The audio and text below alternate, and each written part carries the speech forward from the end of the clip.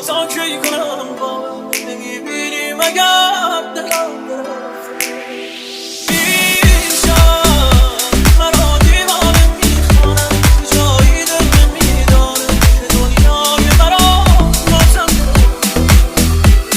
میبینی مگر چیزایی